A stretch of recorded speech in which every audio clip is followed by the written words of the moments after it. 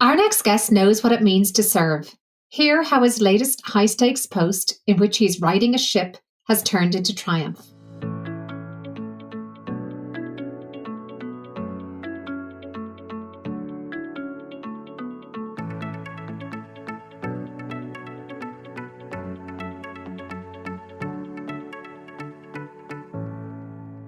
I'm Aoife Devitt, and welcome to the 50 Faces podcast, a podcast committed to revealing the richness and diversity of the world of investment by focusing on its people and their stories.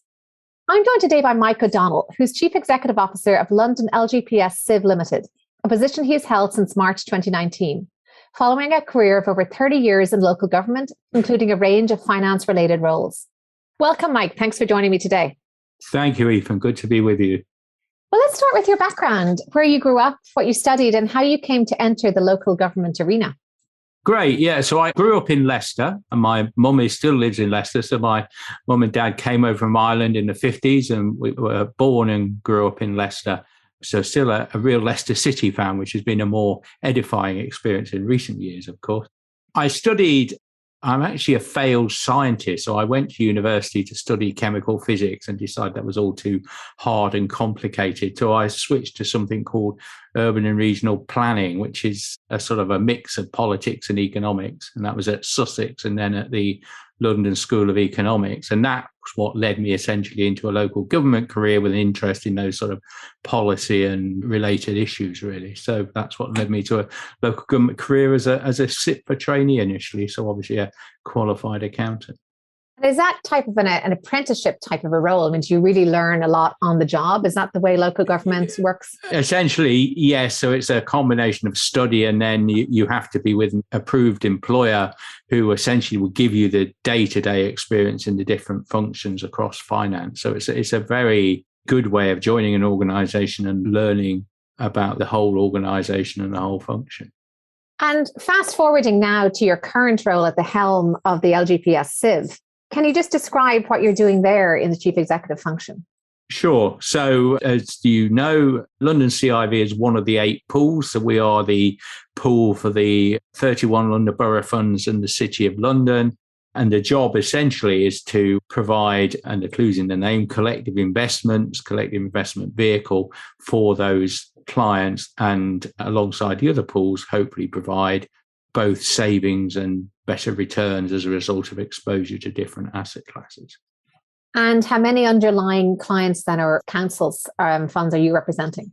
So we have 32 clients, which is more than any other pool, I normally say at this point. Certainly, a lot of different stakeholders to keep happy and to bring to consensus.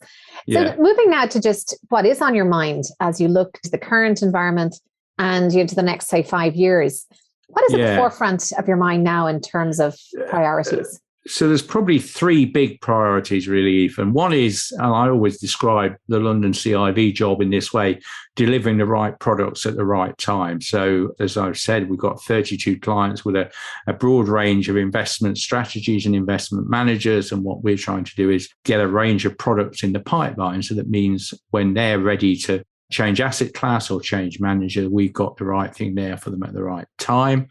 The second major priority, I think, is ESG and climate change in particular. A huge priority, quite rightly in my view, for all of our clients. And again, that's about both having a product range, it's about reporting and measuring progress, and it's about having strong engagement and voting through our fund managers. So a very significant piece of work that has grown spectacularly over the last 2 or 3 years. And the third thing, I think, is building the team and building the strong processes. We're an FCA regulated body, and that comes with all sorts of requirements. And actually, we're handling quite large sums of money. We've got about 20 plus billion invested through us currently. So making sure that when transactions are happening or when we're hiring managers to manage that money, that we have strong process and strong delivery of the outcomes that are required. And when you mention the right products at the right time, how much does at the right price factor into that? Because obviously, inevitably, yes. And it goes back to the original objectives of pooling. Probably one of the main ones was delivering cost savings, and we've done that. And you will understand this, even, but I'm not always sure that government does. cheap doesn't necessarily mean that's the right answer, because you get into some other asset classes, it's going to cost you more to invest in active investments, for example, or some of the private markets, for example.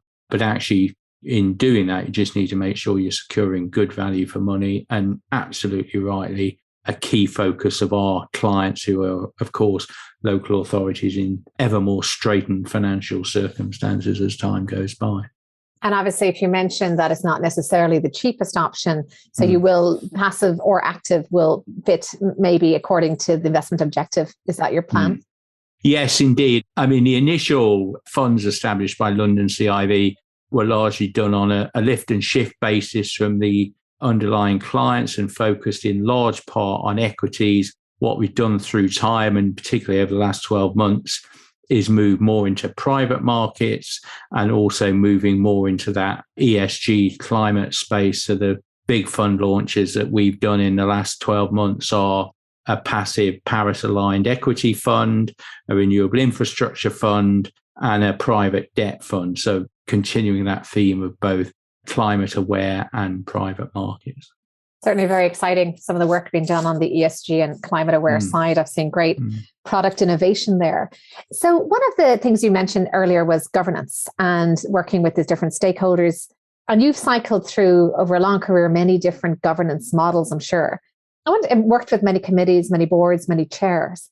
Could I just ask you, what insights have you gleaned in terms of what works best from a governance model standpoint, in terms of also the education levels of the committee? I mean, education with respect to the issues, and also maybe checks and balances. Yeah. So I've seen good and bad, Ethan, as you might imagine. I think there's no magic bullet. You need a governance structure that fits with the type of organization and your priorities. There are probably some principles, and I think one is strong stakeholder engagement, that you have to remember what you're there for and who you're there for, and that has to be reflected in the governance. Linked to that, I think openness and transparency and good reports and information. My team will tell you I hate long reports. I think most things that are important you can say in 3 or 4 pages, and that means it gets read and hopefully gets actioned. And you need to invest time and effort in good governance. So you're talking about committees and training and education of committees, giving committees time to develop their knowledge before they take a decision. That's certainly what I've seen in terms of good practice in terms of local government pension committees, for example. And I think also, in my current role, we put a lot of time and effort into engaging with stakeholders, making sure they're understanding what we're trying to do, but more importantly, that we are then listening to what they're saying. And that's what feeds back through the governance mechanism to hopefully lead to better decision making. So I think it's really important. I think you have to put time and effort into it. You also have to recognize that people are different. So even if you're talking about a committee with a particular function, there'll be individuals there who perhaps like to delve into the detail, individuals who need a bit more support on understanding the background before they get to a decision. So you have to be prepared to focus on and work with individuals as well as focusing on and working with a group. And does that often fall to the chair to decide what approach is needed in order to engage all committee members, or do you have support from the officers too? Both, I think, Ethan. So clearly it's the chair's role is to manage and run the committee. He or she will inevitably look for support from the officers. And I think that's understandable, really. When you think about a local government pension fund committee, the members often have a day job or often on 5 or 6 other committees, so they're not full-time on pensions by any means, whereas the officers have a bit more time to give to that. So I think they have a good, important role in supporting that. But also, as I say, conversations outside of the formal meeting with individual committee members helps, I think, and helps to keep the wheels turning. The concept I've heard recently is one of climate confidence, and speaking with respect to a board, which I thought was kind of a nice concept, because I think certainly a confident board, a knowledgeable board is always going to be more effective, more engaged. Yeah. But in the areas of climate, it's so complex, so sort of, enshrouded in jargon. It is. And we were doing a meeting this morning, actually. We have a responsible investment reference group with representatives from our client funds. And it is horribly, horribly complicated. And we have some very bright people who really understand this. But, people like me, it makes my head hurt, really. So, you need to take the time to build the understanding. And of course, we're talking about a very long-term strategy here. So actually investing some time up front to build understanding, make sure the strategy is shared and supported. It's well worth doing that if you're looking at something that has an end date target, essentially 2040, 2050 or whenever. Exactly. And it's an area certainly where I think more and more resources will be attributed, which gets me to the question of resourcing and staffing. Many individuals who've come from a private sector background to a public sector often struggle on this, staff retention and incentive side. And it is a challenge to keep any staff anywhere today. But based on your long career in the public sector, do you have any insights into how to square that circle, essentially, how to retain staff? What is the essence of that? Yeah, sure. And it is a real challenge, and it's an ongoing challenge for London CIV, any other pools. It's also obviously a big challenge for the underlying local authorities, London boroughs in my case. So it is a real challenge that you can't answer by writing large checks, essentially. We are never going to be able to compete with salaries across the road from us in the City of London, and certainly not bonuses. So I think you have to have a clear offer, but an offer that perhaps compensates for a lower financial compensation, with offering more in terms of development and broader purpose, a better place to work. I mean, this is still very much work in progress for London CIV, and we're giving some thought to it at the moment. I mean, we did a lot of recruitment in lockdown and recruited some really good people. So yes, it's challenging, but there are some really good people out there you can hire. I mean, quite often it's a combination of younger people who see it working for a small organisation like London CIV as a way to develop experience more quickly and build their career more quickly. And then, with all due respect to the individuals concerned, you get some older people who are perhaps have earned lots of money in their career and looking to potentially give back. So we've hired some very experienced people. We're still paying them quite a lot, but clearly they could go out and earn a lot more in the private sector, but they choose not to because they find the challenge and the interest at an organisation like London CIV very attractive. Exactly. It's funny. It's something that's been echoed both sides of the pond in terms of people working in the public sector in the US, that sense of public service, as well as the opportunity to really grow professionally. There are many ways to build a career, and it's not always about the paycheck. Throughout we mentioned before, you've had a long career, most of it in public service.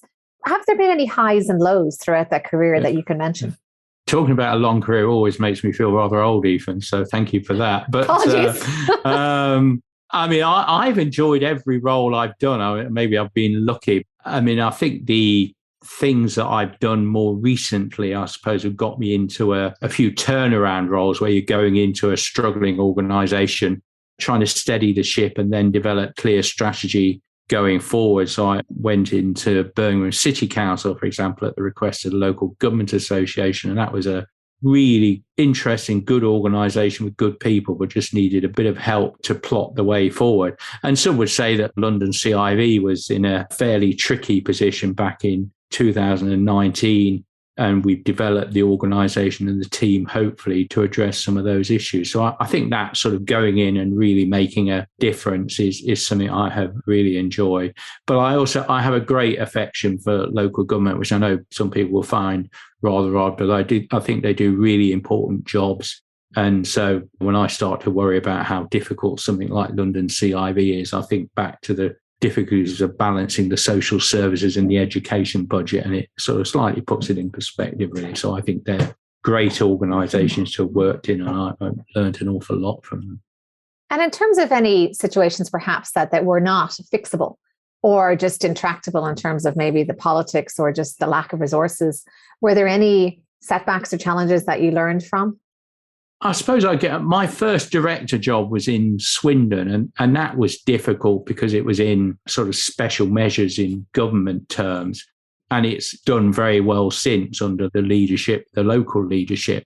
So it wasn't intractable, but at times it felt quite difficult because you were sort of trying to focus on fixing it, but also trying to deal with sort of quite a lot of oversight from government. And sometimes it felt like that got in the way. But in the end, they got there, I think. So I'm not sure there's ever anything that's intractable. And I guess if it really is intractable, then the old cliche about if you can't change it, don't worry about it is probably one to remember.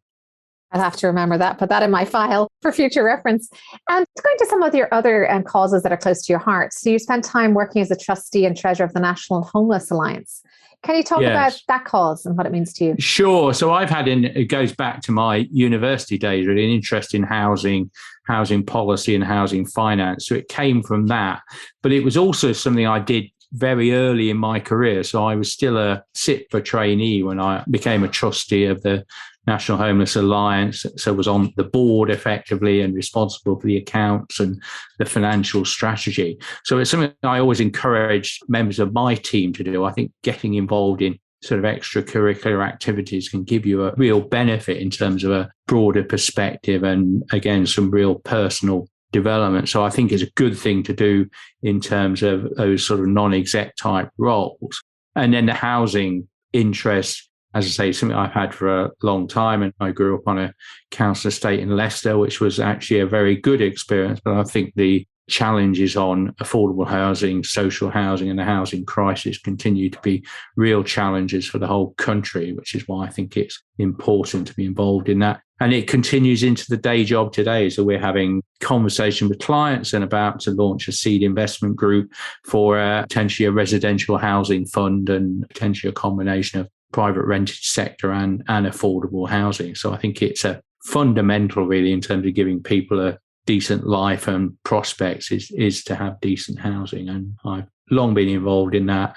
But I also think, as I say, pools and pension funds I know are interested in making a contribution to that as well. It's certainly somewhere that an impact can be made as well as an investment return. And actually, we had a group earlier speaking about place-based impact with a special focus on homelessness and other vulnerable communities. And it's nice to see those two coming together in a viable investment opportunity. Indeed. And the whole levelling up agenda now, of course, means that we'll all be talking about this a lot more over the coming months and years, I think. Just going back to personal reflections, were there any key people throughout your career who mentored you? We spoke about the apprenticeships. Yeah, so I have to go back to my mum and dad, because I think I was the first in my family to go to university. My dad left school at 14, but actually I later found out I happened to meet his former maths teacher, and he was top of the class in maths, even though he left school at 14. So obviously I inherited my ability with numbers from him. But I think they absolutely taught me the importance of hard work and ambition, and that's really important. So the fact that they hadn't been in the sorts of roles I'm in, they were very supportive of me doing that. And then in my career, I've been lucky enough to work with some very well-regarded and impressive finance directors. I won't name names because I'll end up forgetting someone, and that would be unfair, really. But I worked with leading finance directors in very broad roles. So I worked with the chief exec actually in his personal office and got involved in all sorts of things, quite a lot non-finance related. So I think having somebody who's really ambitious for their organisation and getting broad involvement in issues has been really valuable. I've been very lucky, I think, in terms of the people I've worked for. And besides the advice about things you cannot change, was there any other key piece of advice or wisdom or creed or motto that you live by? Well, the thing that's always been said to me when you have these horrible annual appraisals is communicate. And I've not always been great at that. I hope I'm a bit better at it now, but there's a tendency, particularly for finance directors, I think, to get head down on the numbers and the spreadsheets, and actually being out about talking to lots of people and explaining what you're doing is, I think, really important. So that's the advice that's been given to me. And my other favourite cliche is don't sweat the small stuff, really. So actually keep your eye on the bigger picture. There'll be lots of day-to-day frustrations, but actually remember what the overall objective and journey is, and that keeps it manageable, I think. It's really interesting, the adage to communicate, because you mentioned earlier the importance of keeping things short and simple. And we also talked about governance. And certainly if you want an engaged board when it comes to translating something like finance or ESG that's scientific and complex, communicating in a way that simplifies and is essentially getting the message across is obviously so key. So yeah, thanks for that reminder.